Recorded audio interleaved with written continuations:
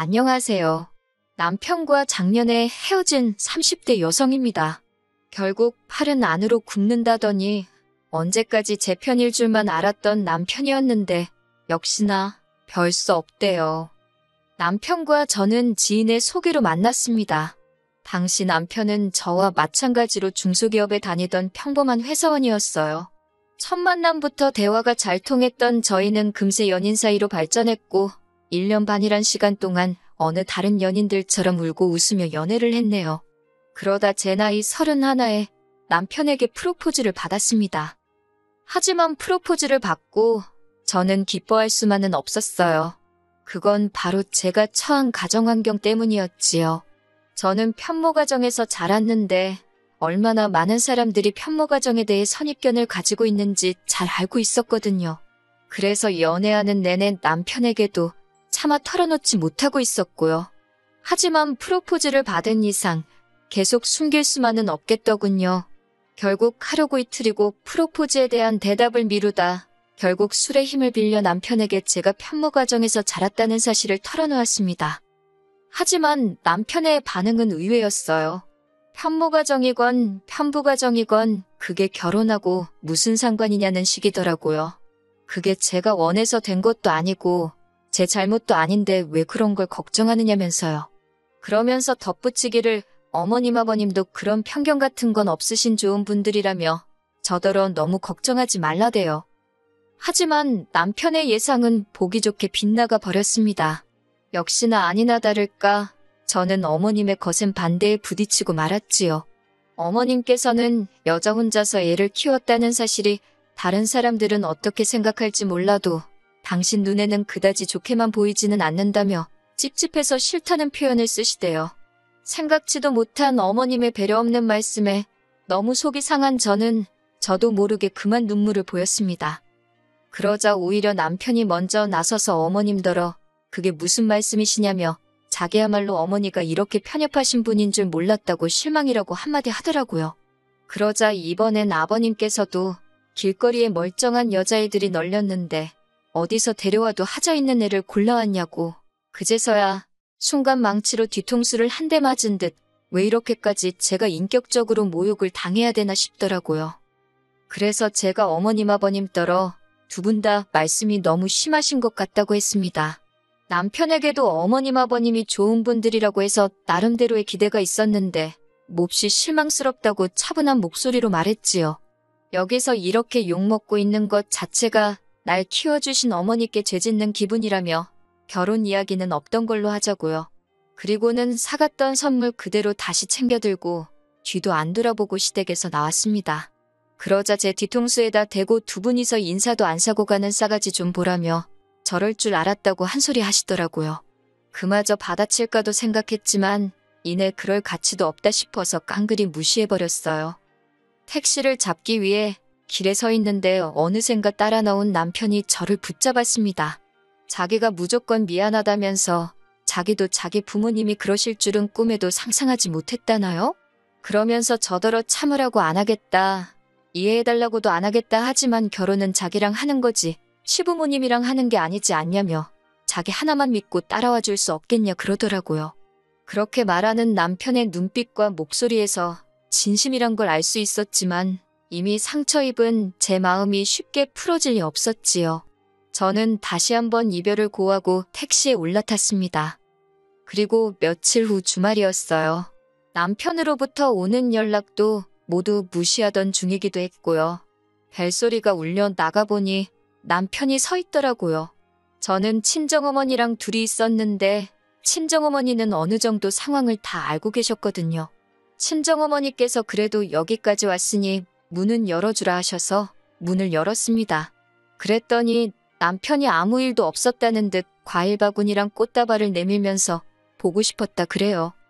처음에는 천연덕스러운 그의 모습에 기가 차서 어이가 없었습니다.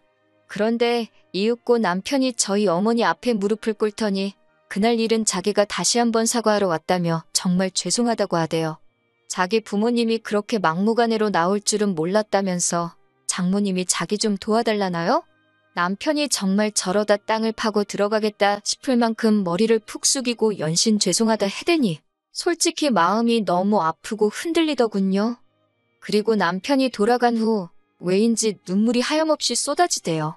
그 모습을 보신 친정어머니께서 저더러 그냥 결혼하랍니다. 막말로 시댁에서 난리를 쳐대도 저희 둘만 잘 살면 결국 저희가 이기는 거나 마찬가지라나요. 그렇게 친정어머니의 지지를 받으며 저와 남편은 부부의 연을 맺었습니다. 상황이 상황인 만큼 결혼식은 가까운 가족 친지들만 모셔서 진행했어요. 외조부모님과 친정어머니가 5천만 원을 보태주셨지만 시댁에서는 당신들 입으로 땡전 한 푼 못해준다 하시길래 알겠다 했고요. 이후로 첫 해에는 정말 누구 말만 따라 모질이 소리를 들을 만큼 시댁에 잘하려고 노력했어요.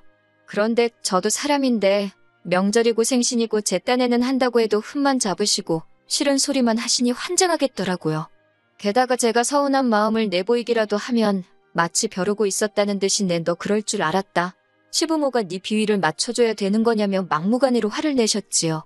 결국 견디다 못한 제가 남편에게 너무 지친다고 내가 언제까지 이렇게 무시당해야 하는 거냐 물었습니다. 그리고는 지금이라도 당신 놔줄 테니 어머님 아버님한테 가서 그 집 아들로 살라고 했지요. 그랬더니 남편이 앞으로는 시댁에 내려가지도 말잡니다. 연락도 안 드려도 된다고 신경 쓰지 말래요. 그리고 그때는 저도 이제 모르겠다는 심정이었기에 그러겠다 했습니다. 한편 저는 다니던 회사를 나오게 되었어요. 제가 원해서 나온 게 아니라 회사가 부도가 나면서 어쩔 수 없는 선택이었네요. 처음에는 다른 회사로 이직을 할까 생각도 했지만 외조부모님과 친정어머니의 조언을 따라 작은 식당을 열었습니다. 제가 시댁에 연락을 드리진 않았지만 남편은 그래도 종종 연락을 하는 듯 했어요. 아마 그래서 어머님이 제가 식당을 한다는 사실도 알게 되신 것 같아요. 그런데 하루는 철딱선이 없는 신호가 기껏 문자로 한다는 소리가 어머님이 저더러 가지가지 한다고 그러셨다대요. 그런 소리라는 어머님이나 그걸 말이라고 전하는 신우이나 한심하기 짝이 없더라고요. 하지만 그럴수록 저는 더 열심히 식당 일에 매진했습니다. 하루에 12시간 이상 일한 날도 많았고 손목과 무릎은 보호대가 없으면 버틸 수 없는 지경에 이르렀달까요. 그럼에도 불구하고 어떻게든 자리를 잡겠다는 욕심에 일을 쉴 때는 동네와 아파트 단지들을 돌아다니며 전단지까지 돌렸어요. 정말이지 제가 할 수 있는 일은 다 한 것 같아요. 물론 남편이 집안일을 도와주긴 했지만 말이 나와서 말이지만 솔직히 어지르는 사람이 있는 것도 아니고 식사도 둘 다 밖에서 해결하는 상황이었으니 남편이 많이 힘들었을 거라고는 생각하네요. 무엇보다 초반에 남편은 식당일 자체엔 회의적이었기 때문에 식당일에 있어서는 작은 일도 도와달라 하지 않았습니다. 그리고 노력은 배신을 하지 않는다더니 오픈 6개월 만에 이거저거 다 빼고 제 손에 600 떨어지더라고요. 이후로도 가게 매출은 계속해서 늘어만 갔고 월 평균 1000이 남의 얘기만은 아니었지요. 식당 일에 대한 남편의 태도가 달라진 건 당연했고요. 한편 그렇게 장사한 지 2년쯤 되었을 무렵이었습니다. 하루는 남편이 뜬금없이 하지만 조심스럽게 어머님 아버님이 이제라도 저와 잘 지내고 싶어 하시는 눈치라며 언제 한번 밥이라도 먹으러 가자는 거예요. 그 말을 듣곤 솔직히 오만 가지 생각이 들대요. 드디어 내가 돈도 잘 벌고 하니까 며느리로서 인정해 주시려는 건가 싶으면서 또 그리 생각하니 기분이 썩 좋지는 않았지요. 하지만 남편이 무조건 피하는 게 능사는 아니지 않냐며 한번 부딪히기라도 해봐달라길래 남편을 위해 시댁을 찾게 되었습니다. 하지만 차라리 가지 말 것을 그랬어요. 처음 시작은 나쁘지 않았습니다. 시댁에 도착한 제가 어색하게 자리를 잡고 앉아있으니 어머님께서 먼저 다가와 지난날은 잊고 이제라도 잘 지내보자며 제 손을 잡아주셨거든요. 순간 감동받았다고 해야 하나 울컥하대요. 하지만 그것도 잠시 뒤이어 이어진 이야기를 듣고 2배로 실망하고 말았습니다. 어머님이 그건 그렇고 신우가 이번에 결혼을 하게 되었는데 집에 돈이 하나도 없다면서 혼수해주게 3천만 원만 달라셨거든요. 저는 허탈한 마음을 내보이며 그렇게는 못해준다 했습니다. 돈이 없다고 할 수도 있었겠지만 그냥 솔직하게 제가 신우 혼수를 해줘야 할 이유를 모르겠다고 했어요. 그랬더니 어머님이 가족끼리 어려울 때 돕고 사는 거 아니냐며 지금이 바로 그때랍니다. 그 말을 듣는데 정말 입안에서 쓴맛이 느껴진다는 게 이런 건가 싶더라고요. 제가 어머님더러 언제 저를 가족으로 대해주셨냐 물었습니다. 처음 인사드리러 온 날부터 바로 지금까지 어머님한테 제가 한 번이라도 가족인 적이 있었냐고요. 하지만 어머님께선 계속해서 억지를 쓰셨습니다. 저더러 결혼할 때도 아무것도 안 해오지 않았냐면서 이제라도 해준다 생각하면 아까울 것도 없겠다면서 이쯤 되니까 저도 할 말 다 해야겠다 싶어서 어머님은 뭐 하나 저 해주신 거 있냐고 따졌습니다.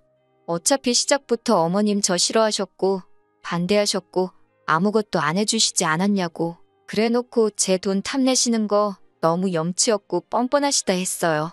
그러자 이번엔 신우가 나서서는 자기는 처음부터 저희 결혼에 반대하고 그런 거 없었으니까 그냥 자기 혼수 좀 해달라나요? 제가 신우한테 아가씨가 중간에서 쓸데없는 말 전달하고 그런 거 내가 모를 줄 아느냐고. 정말 어머님도 그렇고 아가씨도 그렇고 나보기 부끄럽지도 않냐고 쏘아붙였네요. 하지만 무엇보다도 제가 실망했던 건 예전과는 다른 남편의 태도였어요.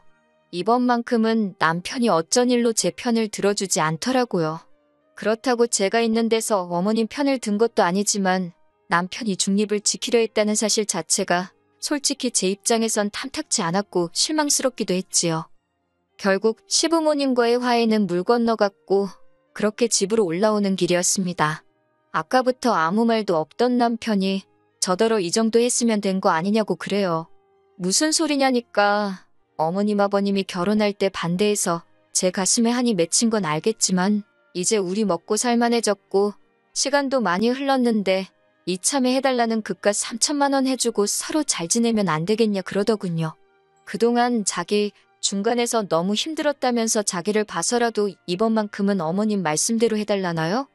그 소리를 듣는데 내가 그동안 살부대 끼고 살던 남자가 이 남자 맞나 싶더라고요. 제가 진심이냐 물으니까 자기가 그동안 처가에 잘하지 않았냐고. 그러니 이번만큼은 저도 한 번만 참아달라나 어쩐다나. 결국 이튿날 제가 남편더러 그냥 이혼하자 했습니다. 부부의 연을 맺은 지 3년 만에 제가 남편더러 집에서 나가달라 한 거예요. 언젠가 시부모님으로부터 진짜 며느리로 인정받으면 혼인신고를 하려고 했는데 그 순간만큼은 인정해주시지 않은 게 그게 그렇게 감사하대요. 그리고 지금은 남남이 된 지 어느덧 반년이 지났습니다.